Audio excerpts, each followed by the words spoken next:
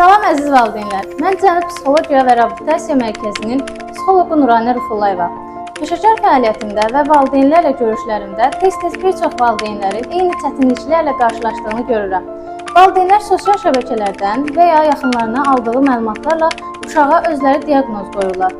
Sonra bu diaqnoza uyğun davranışlarını dəyişir, amma uşaq dəyişmir. Davranışlar düzəlmir və valideyn özü də daha gərgin və çarəsiz hiss edir. Hər davranış, aqressiya, diqqət çətinliyi, özünə qapalılıq, davranış pozuntusu və s. fərqli səbəblərdən yaranır və hər davranışa eyni yanaşma doğru nəticə vermir. Halbuki uşağın davranışının səbəbini dəqiq bilmək üçün mütləq peşəkar dəyərləndirmə lazımdır. Doğru səbəb bilinməyincə doğru yanaşmanı tapmaq mümkün olmur. Mərkəzimizdə düzgün diaqnoz, valideyn-övlad münasibətlərinin analizi və ailəyə uyğun fərdi tövsiyələr verilir.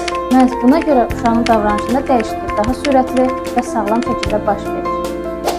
Əgər övladınızın davranışları sizi narahat edirsə, mərkəzimizdən doğru dəyərləndirmə alın və bu prosesi tək keçməyin. Doğru yanaşma, doğru nəticə gətirir.